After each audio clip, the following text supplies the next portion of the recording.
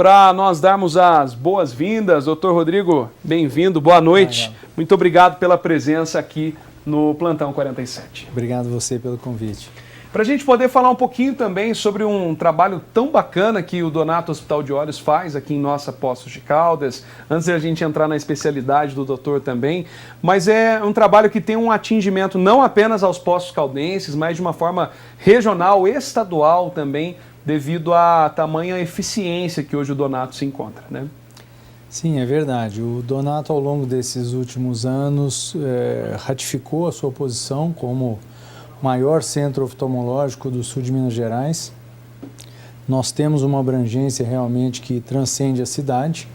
Muitas pessoas da população do nosso entorno, das outras cidades, normalmente vêm a Poços de Caldas em busca dos tratamentos oftalmológicos.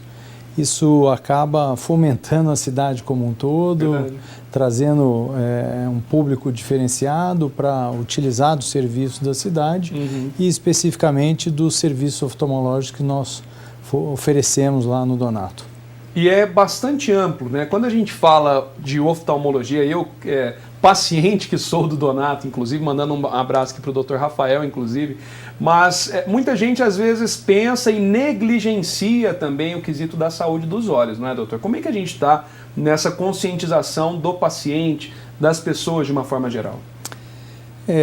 Eu acho que de todos os sentidos, a visão é o mais importante, né? Fala-se que por volta de 60% de tudo que a gente capta do mundo, a gente capta através da visão.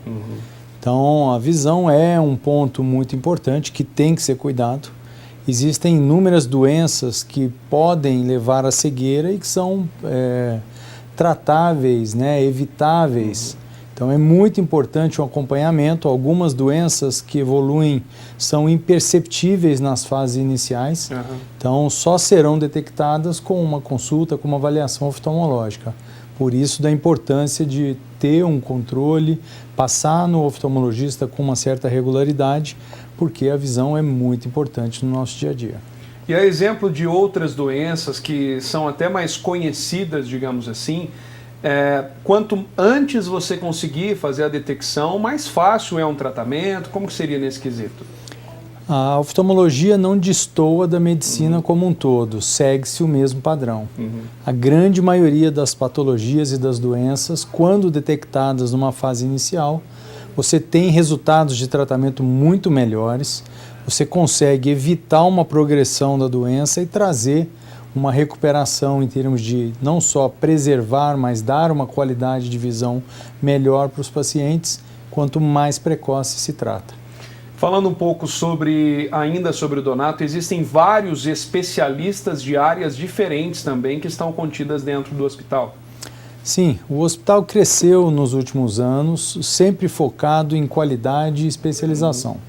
Então, apesar da oftalmologia ser uma única especialidade, hoje ela já se subdividiu em inúmeras subespecialidades e, é claro, quanto mais específico for o profissional que vai lhe atender da sua patologia, melhor é a qualificação e melhor o tipo de atendimento que você terá.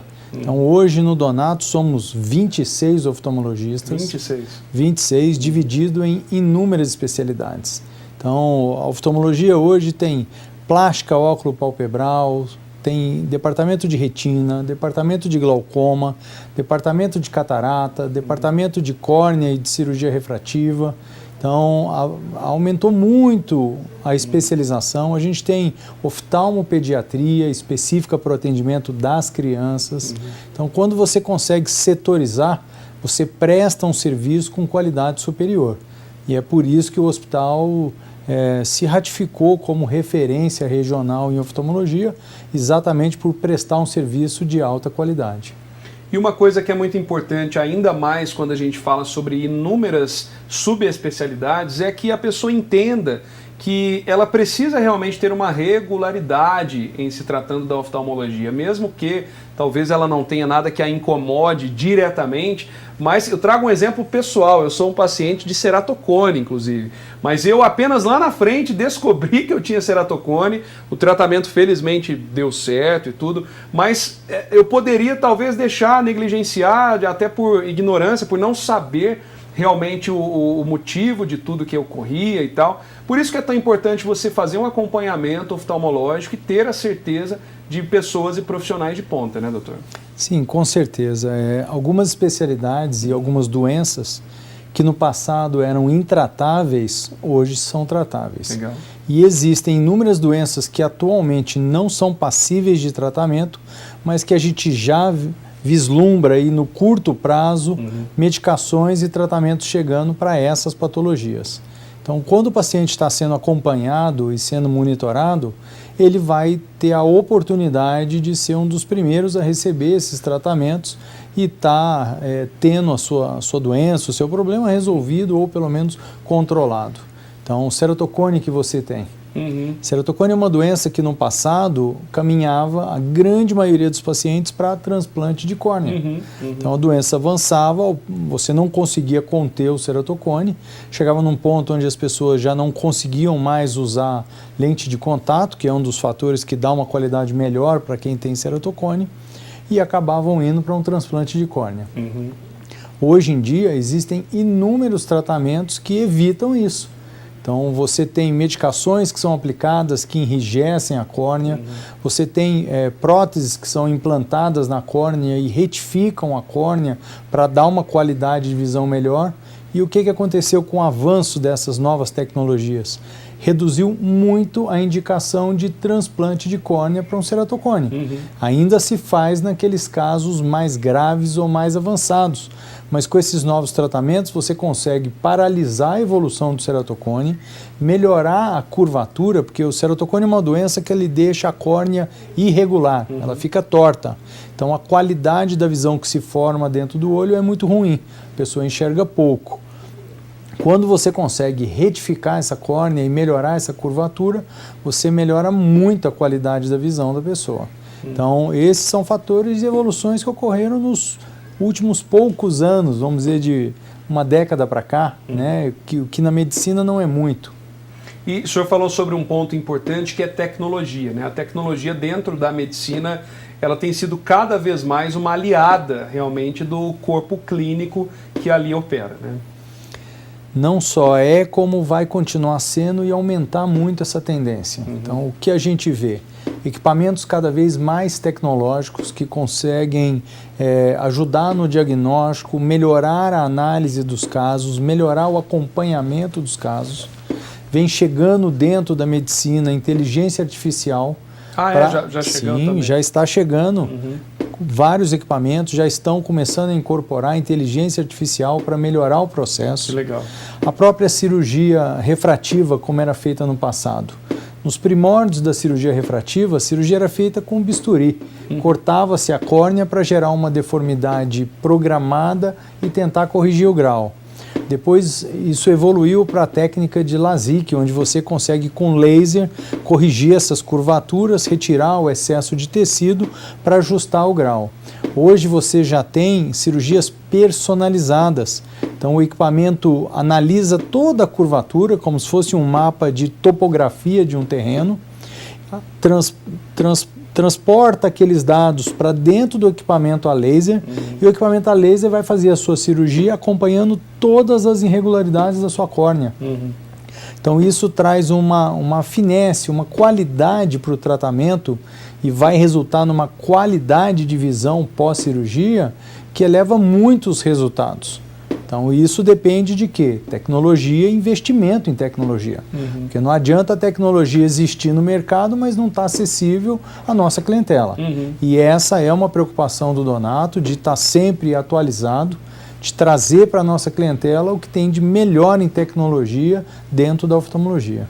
Falando um pouquinho sobre quesitos de faixas etárias, o senhor citou que existe desde a oftalmopediatria, mas há aquelas pessoas que estão nos acompanhando e que porventura, poxa, eu tenho problemas de visão, mas já estou um pouco mais de idade, acho que já não tem resolução mais. Como que funciona essa relação faixa etária e o quesito oftalmológico de qualidade de visão?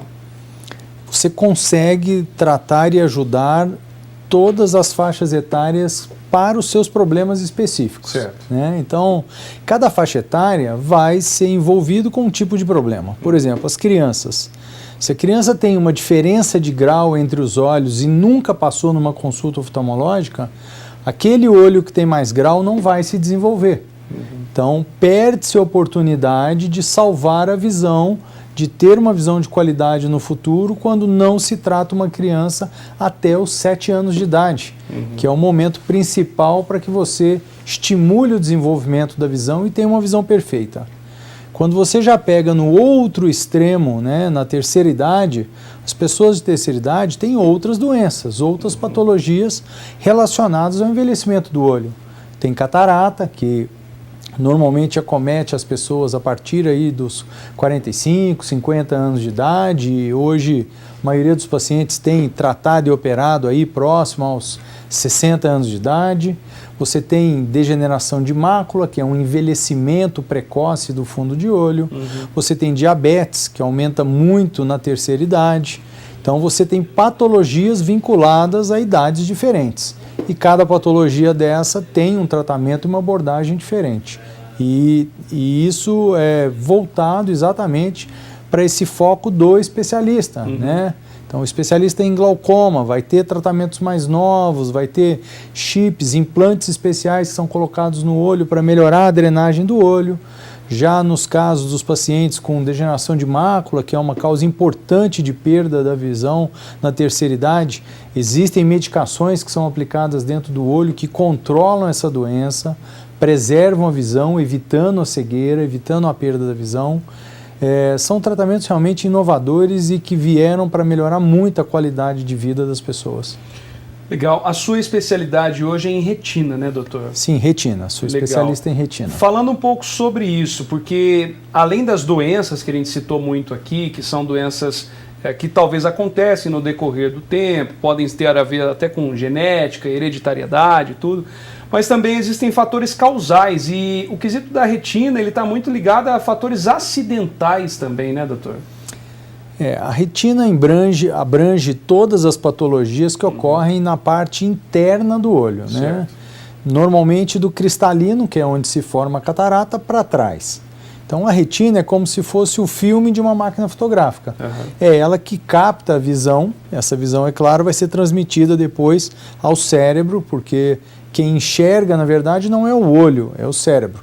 Mas o olho funciona como uma câmera que filma aquela imagem e transmite a imagem. Então, quando a retina se danifica, ela, em alguns casos, consegue se regenerar lentamente, mas quando ela sofre danos mais graves, ela não se regenera. Então, é muito importante o tratamento no momento adequado, porque se você pega uma catarata inicial e aquela catarata avança até ela ficar totalmente branca e tampar totalmente a visão da pessoa, a hora que você opera aquele olho, aquela pessoa recupera a visão, independente do estágio que a doença esteja. Já a retina não. Se você pega a doença no começo e consegue limitar os danos, você salva a visão. Se você deixa a doença avançar para um estágio muito grave, os danos se tornam irreversíveis. E a pessoa perde a oportunidade de salvar a visão.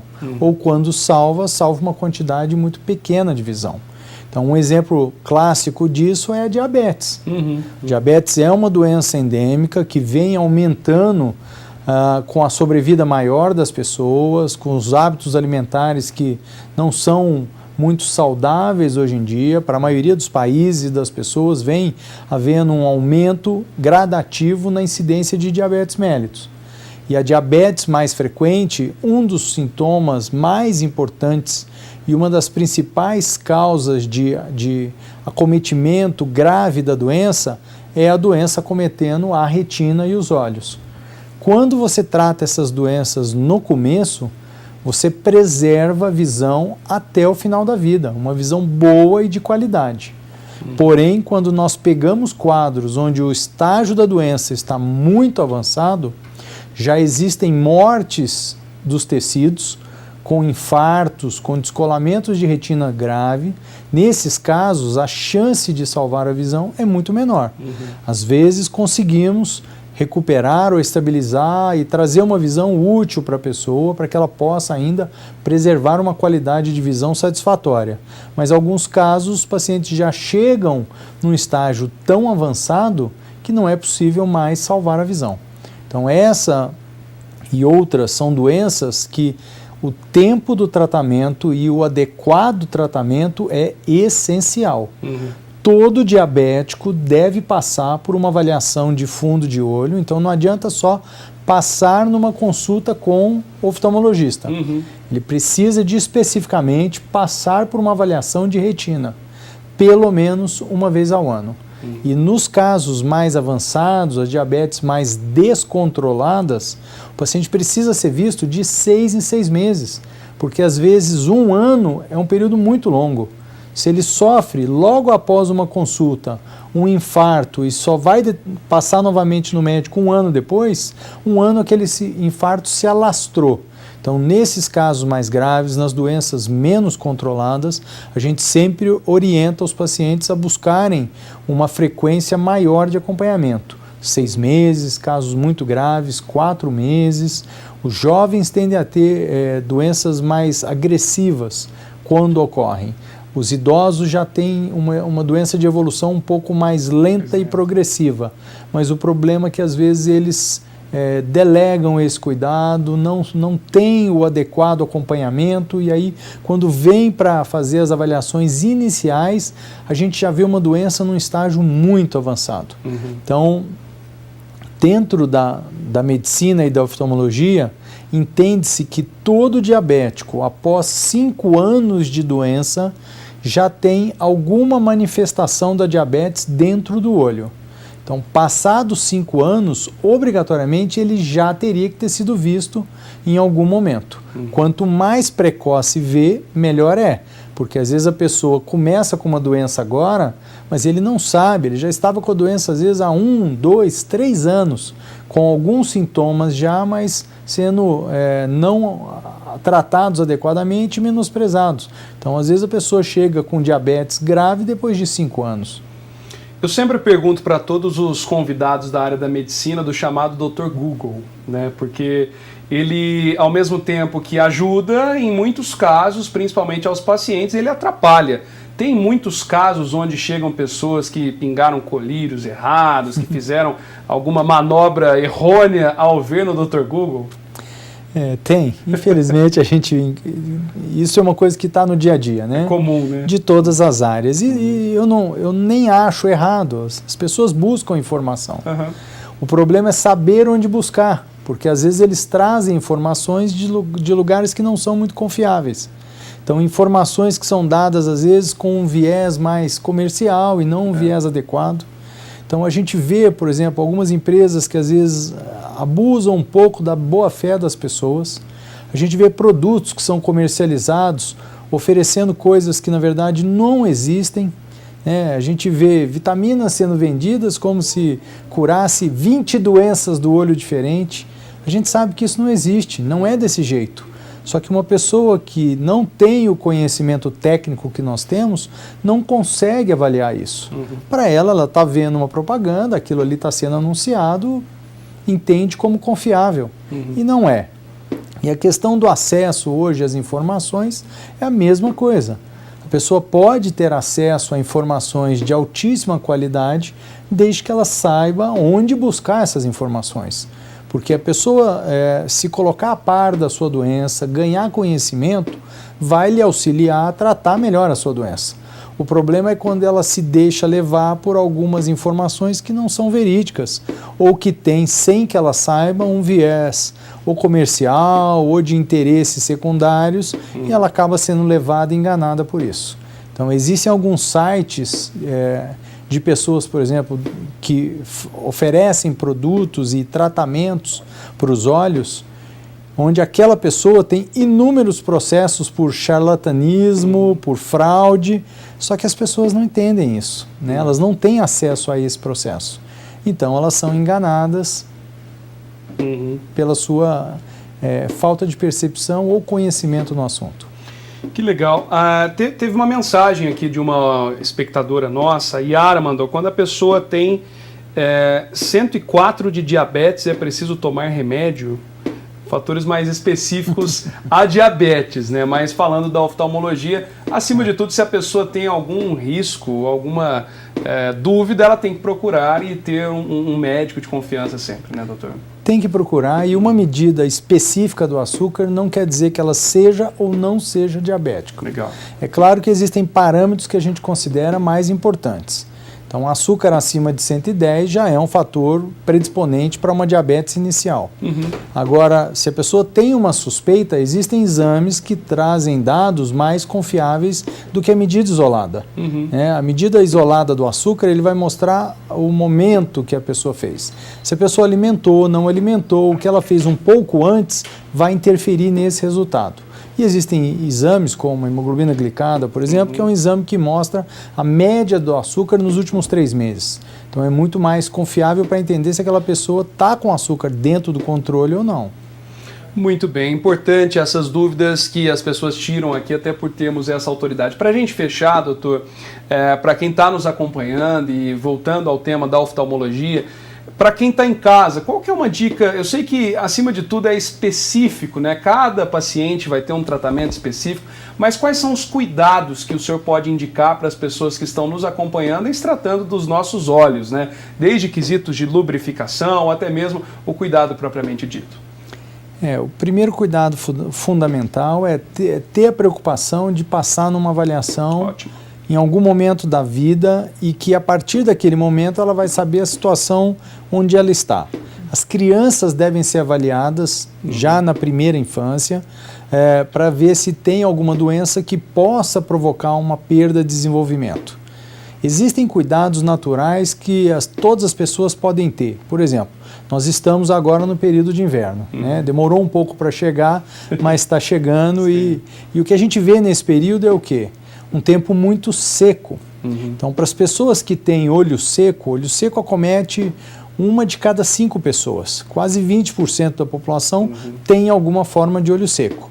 Essas pessoas vão sofrer muito mais nessa época do ano. Então, o uso de colírios lubrificantes, de ter a preocupação em piscar mais, ficar menos tempo na tela, ou quando estiver numa tela, ou de computador, ou de celular, ter a preocupação de piscar mais, lubrificar melhor os olhos. Trabalha no ambiente com ar-condicionado, aquilo ali tira a umidade do ar. Os sintomas vão ser agravados. Então, existem medidas que as pessoas podem fazer de maneira paliativa para minimizar o seu sofrimento e melhorar a sua qualidade de vida. Muito bem, isso é importante e olha que curioso, né? É algo tão óbvio ao Lucas Bernardes, Cristiano e Marcão. A gente tem que piscar mais, a gente não pensa nisso, não é? A gente faz de uma forma automática, mas não pode ser apenas automático, tem que ser algo consciente. Doutor Rodrigo, muito obrigado pela presença, obrigado pela parceria junto aqui ao Plantão também, e portas sempre abertas para a gente poder trazer ainda mais conhecimento aos nossos espectadores. Muito obrigado, Galo, muito obrigado pela oportunidade, pelos telespectadores que estão aí conosco, é sempre um prazer estar aqui com vocês.